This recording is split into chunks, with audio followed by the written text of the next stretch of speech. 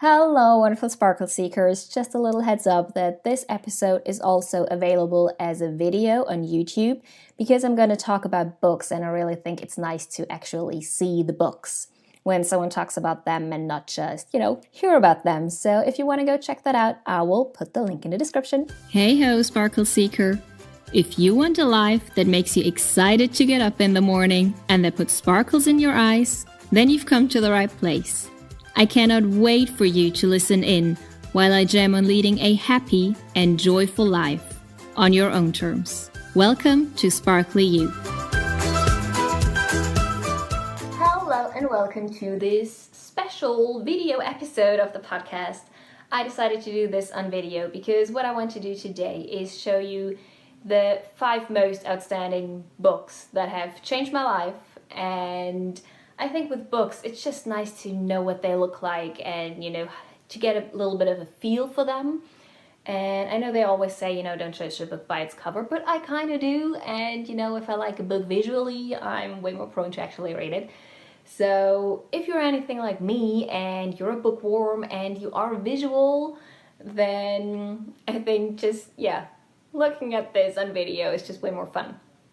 And also, the books that I'm going to show you, they're beautifully illustrated, and it would be such a shame to only hear me raving about how beautifully illustrated they are and not actually being able to see them, to see it. So, as I said, I'm a bookworm, and I remember that in my teens I basically only read fiction, and I never really read non-fiction books.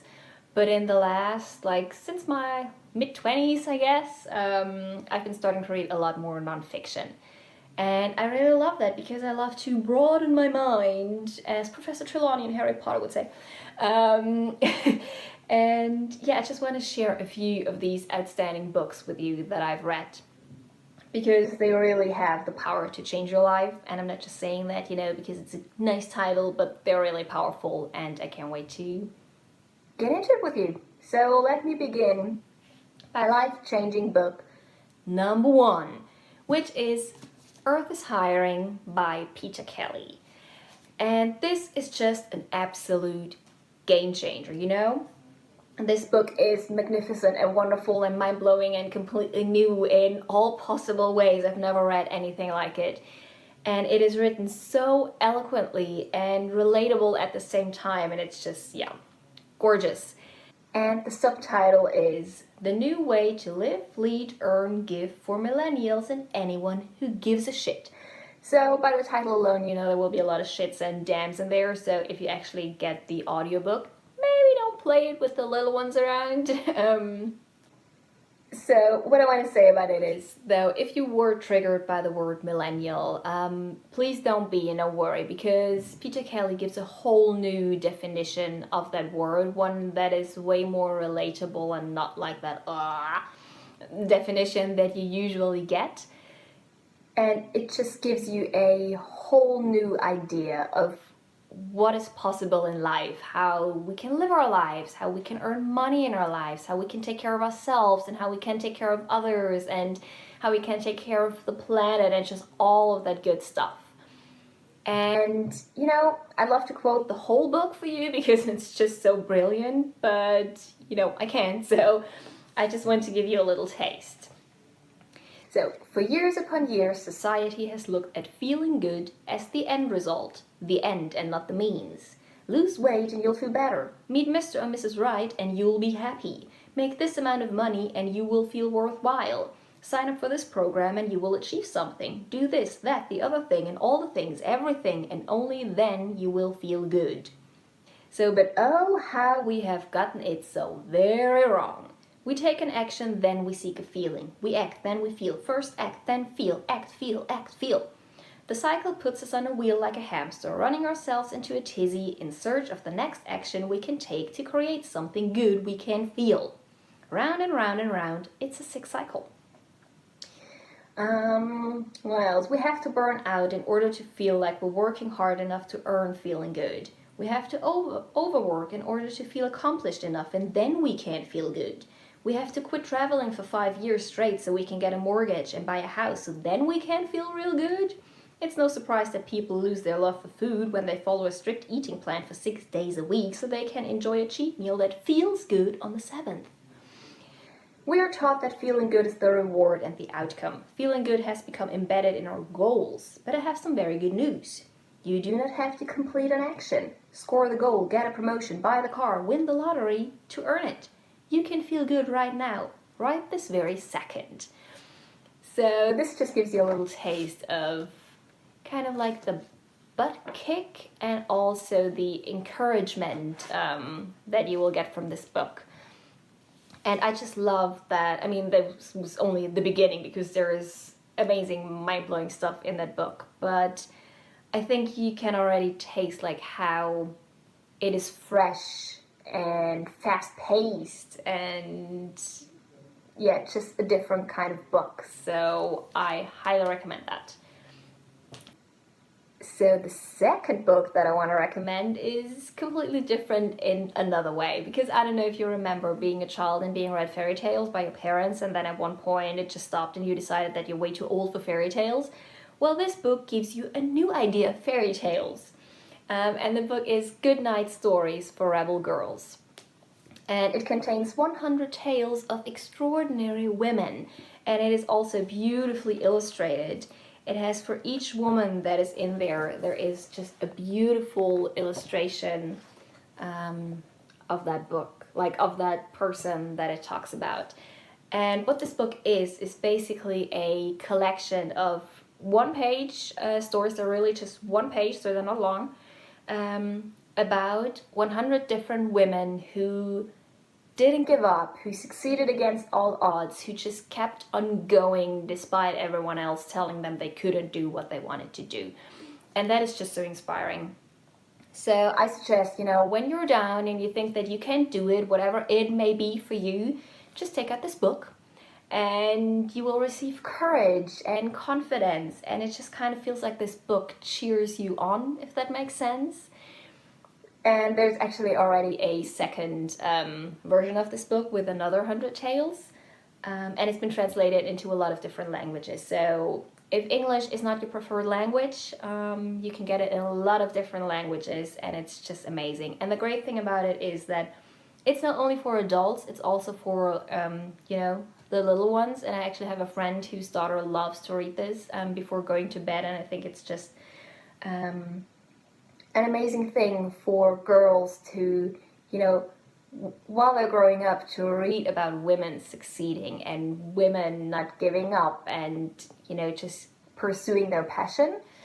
So yeah, I highly recommend that. And in order to give you, like a little idea of what a fairy tale for grown-ups sounds like, there's this story about Euphrosyne Kruse. And I have no idea if I pronounced that correctly, but we'll just go with it.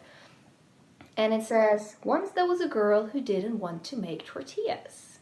When her father told her that women can only make tortillas and children, she burst into tears and promised to show him that it wasn't true. You can leave this house, but don't expect a single cent from me, he told her. Euphrosyne started out by selling chewing gum and fruit on the street to pay for her studies. She got a degree in accounting and came back home with a job as a teacher. She started to teach young indigenous girls like herself, so they could also find the strength and the resources to build their own lives. One day she decided to run for mayor of her town. She won many votes, but despite that, the townsmen cancelled the election. A woman as mayor? Don't be ridiculous, they said. Furious, Euphrosyne started to work even harder. She founded an organization called Riego to help indigenous women fight for their rights. Their symbol was a white lily. Wherever I go, I take this flower to remind people that indigenous women are exactly like that, natural, beautiful, and resilient, Euphrosyne said. A few years later, Euphrosyne became the first indigenous woman to be elected president of the state Congress. When the First Lady of Mexico came to visit, Euphrosyne walked arm in arm with her in front of the local population. She showed her father and the whole world that there is nothing that the strong indigenous women of Mexico can't do.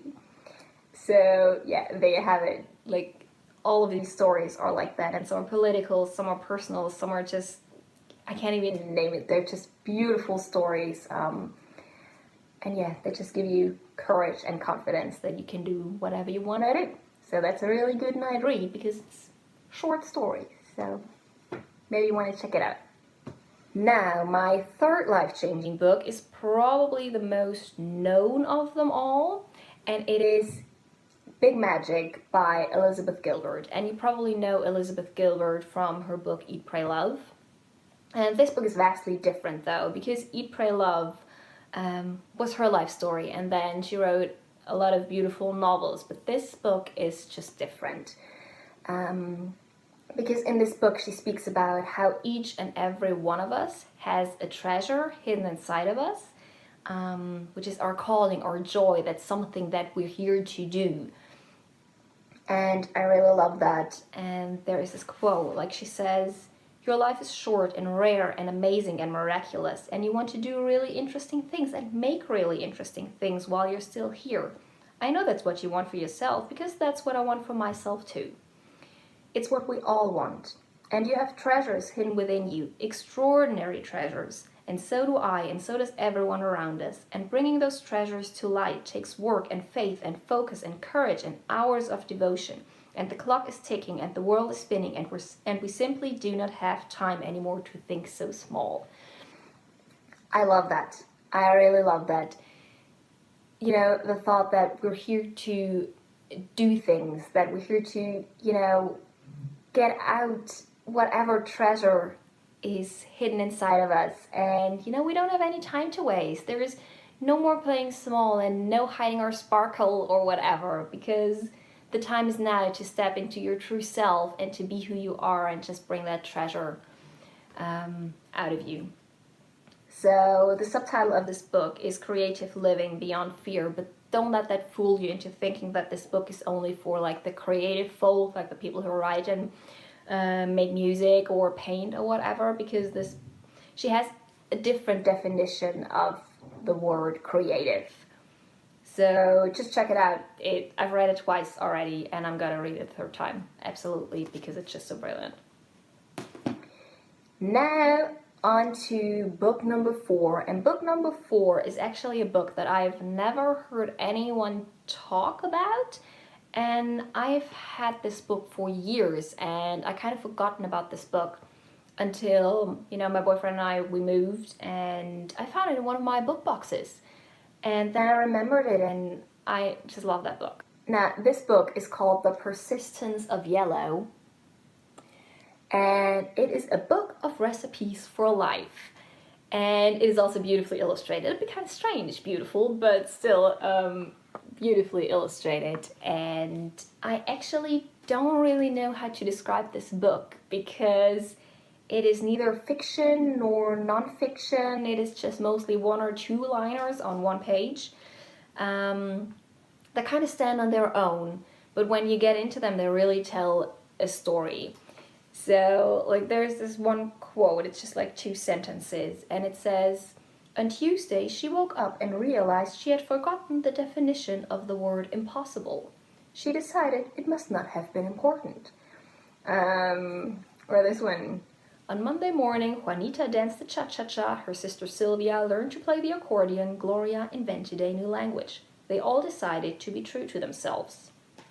And then there is my personal favorite from this book, and it's actually the quote that got me into this book.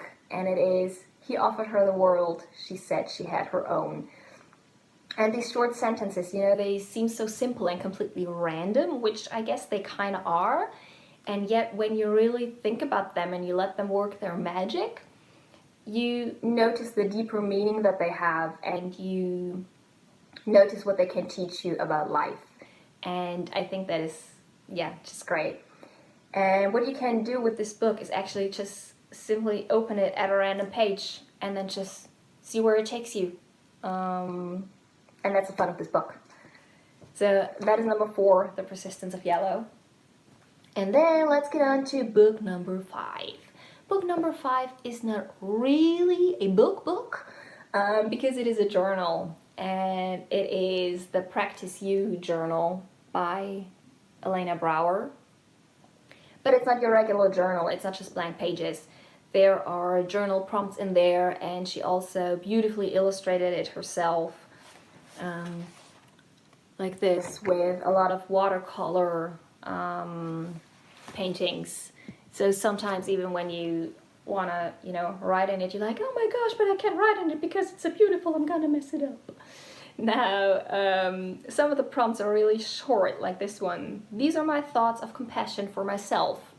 And then there are other ones that are longer, like this one asks you to write to your 33-year-old self and to ask her, how have you come home to yourself in the year between now and age 33?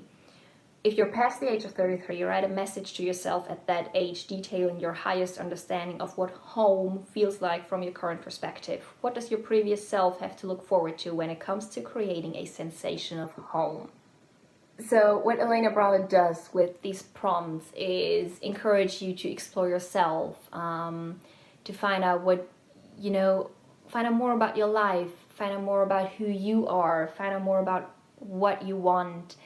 And yeah, this book is just phenomenal in doing that with all the different journal prompts that are in there. And this book kind of makes you think about things that you don't usually consider or thinking about, I guess. So yeah, that's the fifth. Practice You a Journal by Elena Brower. Now, these are my 5 picks for the most life-changing books that I've ever read, and I hope I could inspire you to, get some of them, read some of them, and see where they take you. And I will put the links to all the books in the description, and no, I don't make any money off that. I just love these books, so there are no affiliate links or anything. I just really like that books, and I just wanted to share them.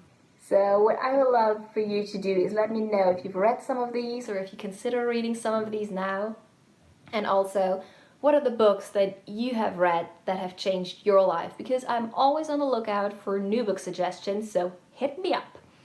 Okay, that is it for my first video episode of the podcast, and that's kind of fun. I may consider doing some more of them. And I hope you have a wonderful day. Bye-bye.